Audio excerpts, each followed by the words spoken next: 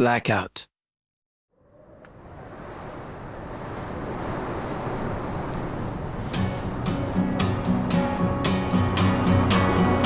I just drank 3 bottles of the best excuse on the planet.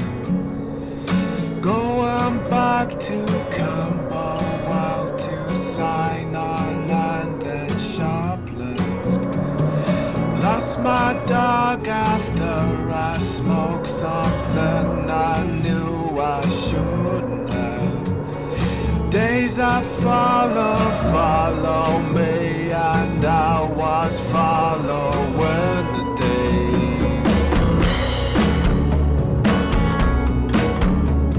the It was 9 o'clock on a Saturday evening in November. It had been raining continuously for several hours, with an unusual intensity, and something in the weather conditions didn't bode well. There was a strange storm going on, absolutely out of season.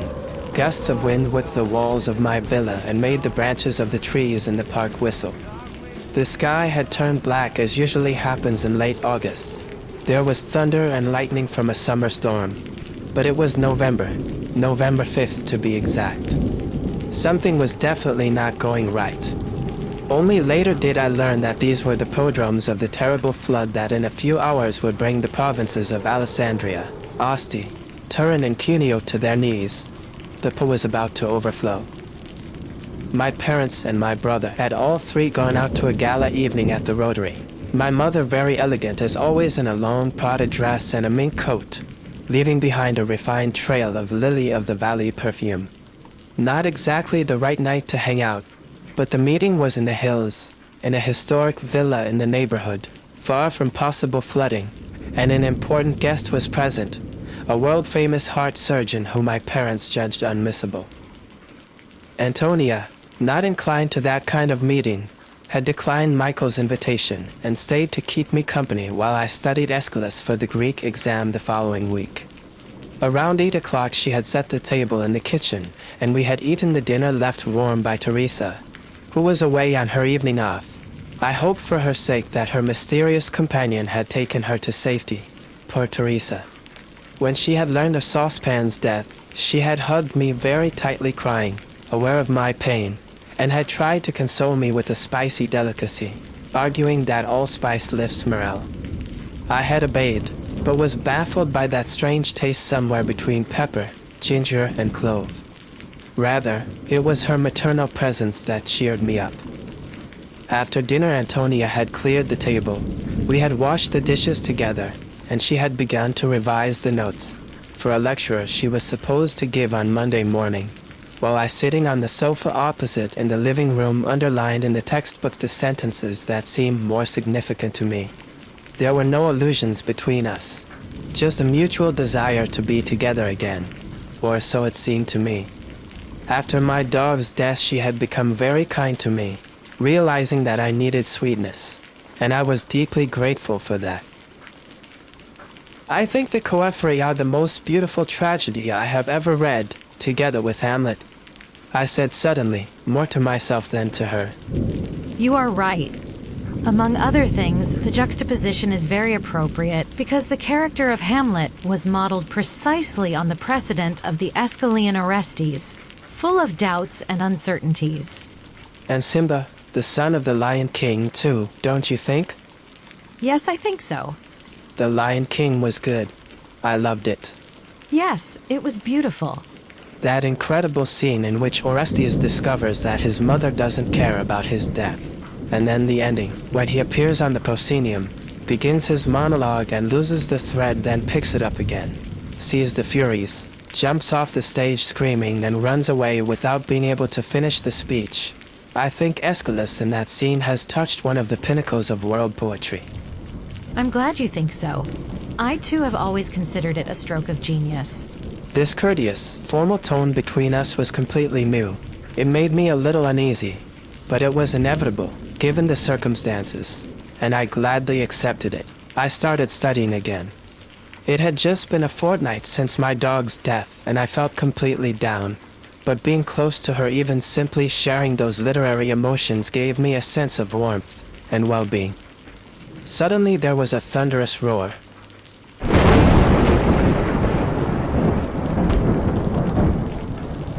Lightning must have struck in the immediate vicinity.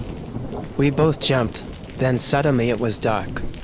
"The power's gone out," I said. Lightning must have struck a pylon. She hypothesized. This means that the electric gate is blocked. I won't be able to go home for who knows how long. Maybe the power will come back soon. I tried to minimize, hoping in my heart that it wouldn't come back at all. I don't think so. The weather is really scary tonight. She replied, and was silent, looking out the window.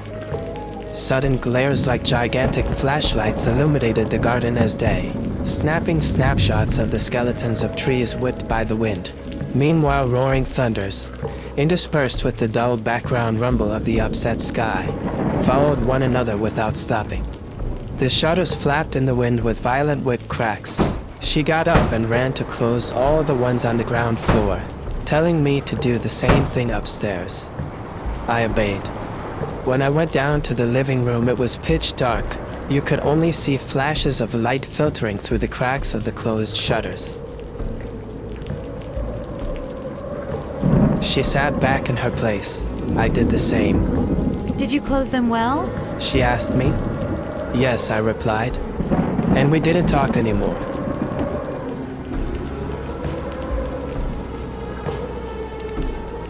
That situation seemed made to unmask the fiction. The embarrassment was palpable. The electric charge that was passing through the air was being transmitted to us. We were alone, with no hope of seeing the light again for who knows how long. Alone and in the dark.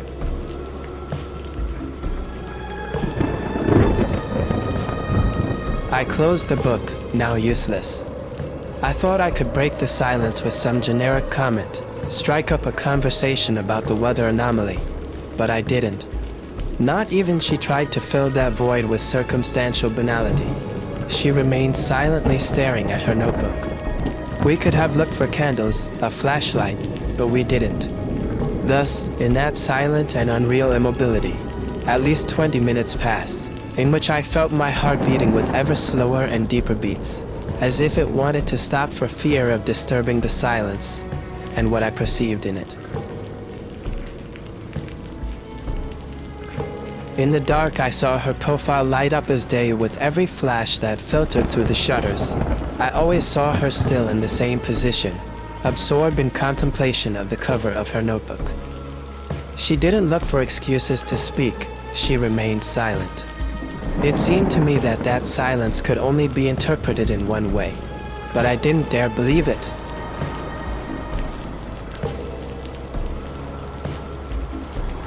Then the lightning almost ceased. Only the howling of the wind remained, the violent patter of the rain, she invisible in front of me. Now mine was no longer a sensation, but a certainty. My heart began to beat again with an almost painful intensity. I leaned my neck against the back of the sofa and waited. I promised myself that I wouldn't move a single muscle in my body. I wouldn't do anything at all. Everything should have happened by itself. My eyes in the dark must have glowed like the pupils of certain wild animals. I was sure she saw them glow in the dark. After a time that to me seemed endless, Antonia got up without saying a word and sat down next to me. I don't know if she expected any reaction from me, but I didn't do anything. She placed her mouth on mine and kissed me silently. I returned her kiss with the chastity of a nun's schoolgirl. I felt her hand slip into my pants, finding me obviously desperately aroused, in grotesque contrast to my virginal kiss. I guess she expected me to unbutton my pants, but I didn't. She was the one who had to do everything, or do nothing. I was willing to accept anything. Mine was an unconditional surrender, the offering of a sacrificial victim. She could do with me what she wanted, as in the early days. But even more than in the early days, my role was less than zero, totally passive.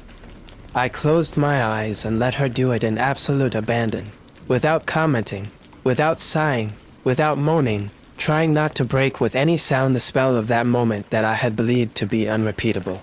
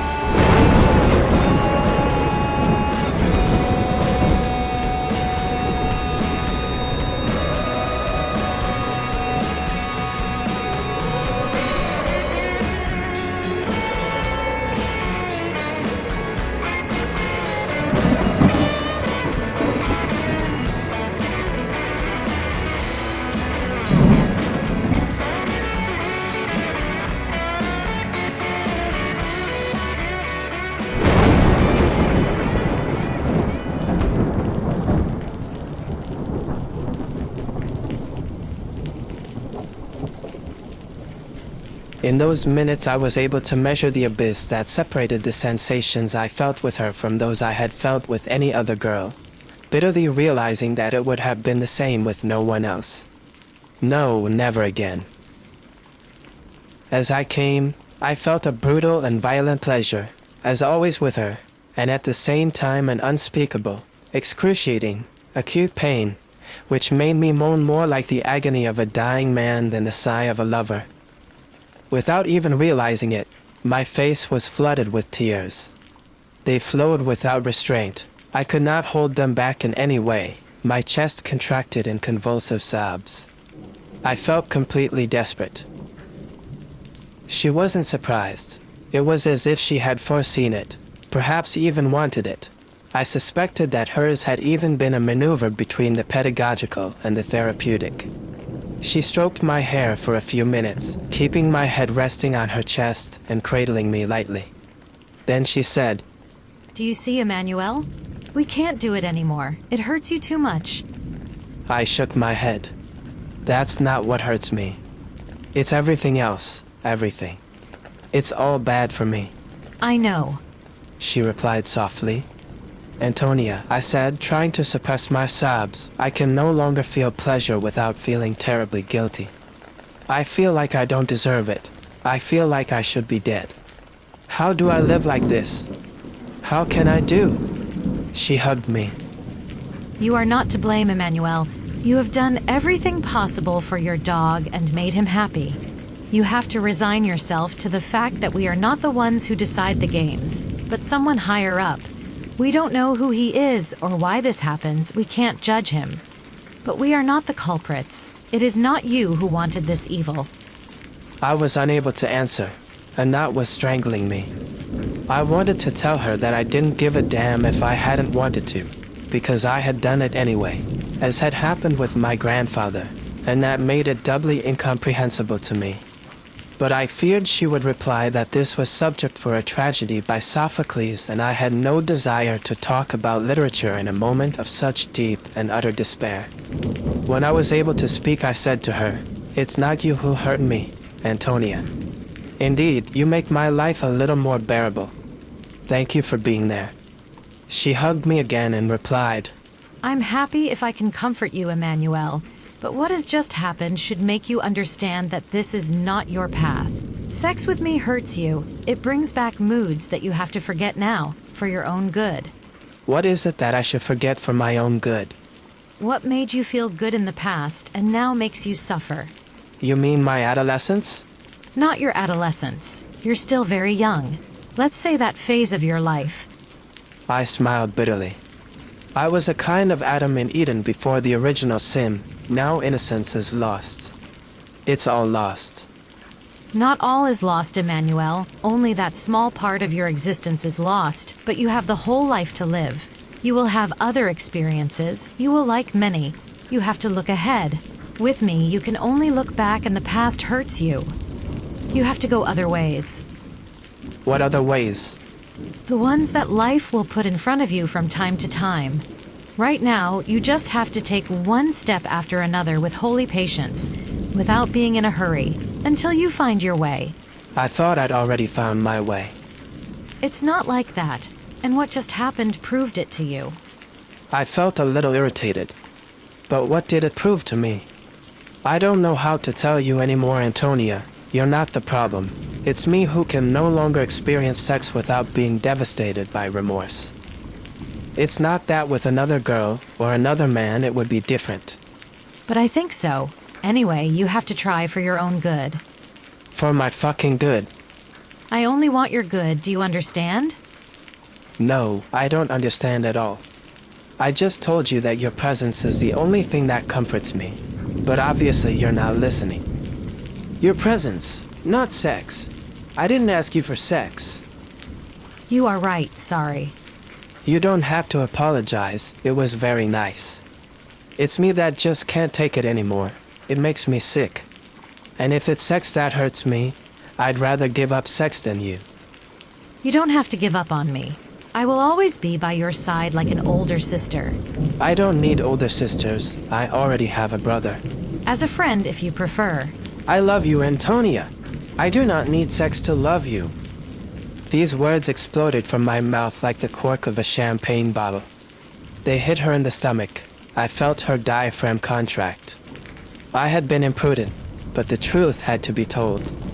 She remained silent for a while, not knowing what to reply. I believe, she began, but broke off. She didn't know what she believed.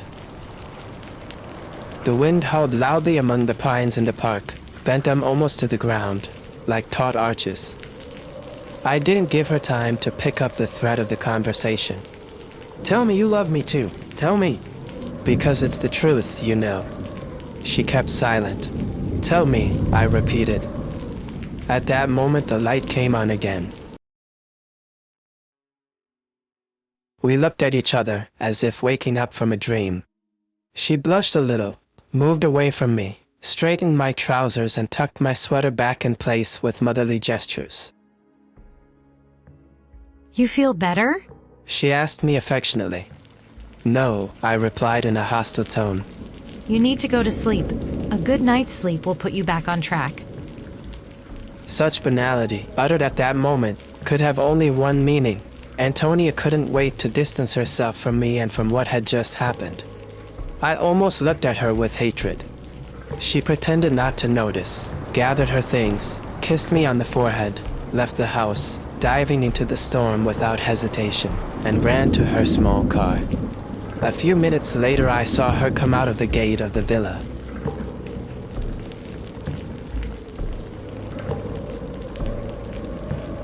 A devastating despondency assailed me, an indescribable sense of loneliness. I had the confirmation that only the old way was able to give me comfort, but I had been told that I had to go other ways. I had to go like a wandering beggar, at random. I had to go without knowing where, like a dog abandoned by its master in the open countryside. It wasn't I who wanted to leave, it was Antonia who wanted to get rid of me. I was a danger, a threat, a useless nuisance. Her attraction to me, of which I had just had the most tangible evidence, hindered her life. I realized that it had been a terrible mistake to unmask her, to hold the truth in her face, to tell her that she too loved me. From now on she would only offer me a lukewarm friendship. Or maybe, if she didn't succeed, not even that. And maybe actually, I thought bitterly, Antonia didn't love me. She felt an irresistible attraction for me, but love was something else. Yes, I would have been able to stay close to her without sex, dominating my instincts in the name of something higher. But no, she couldn't do it. There wasn't this something higher in her. She was too material a creature, and what's worse, she didn't realize she was. Or maybe, who knows, my desire for her wasn't as intense as what she had for me. My head was exhausted, confused. I stopped thinking, because I no longer understood anything. I felt that I no longer had any point of reference. Whatever Antonia really was, she had been a teacher, mother, friend, lover for me. I had lost my crazy compass which pointed to any north. I felt that without it I was lost. I no longer even had my best friend, my dog, I was alone, completely alone. Mine was pure terror, animal terror, Bambi's terror when he loses his mother in the forest fire. I went to bed dazed, staggering, with the giddy feeling of a drunk, mechanically carrying the coffre with me. The howl of the wind and the downpours of rain was deafening. I had the impression that it was about to hail. I put my head under the pillow, irrationally clutching the book in my hands, as if Aeschylus could protect me on that stormy night. I felt that I too wanted to jump off the stage, like Orestes. I felt that maybe that was the solution, to drown the pain in madness.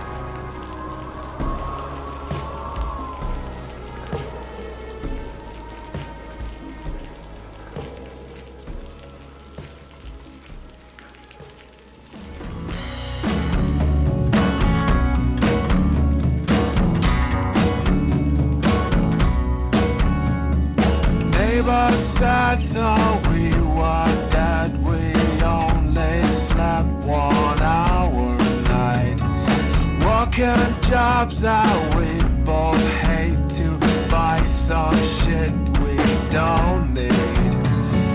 Dog meat stew from Mexicans who dig in trash cans for breakfast. Burglar alarms are disconnected when they want insurance. It's all you, it's all you, it's all you ever. It's all you, it's all you, it's all you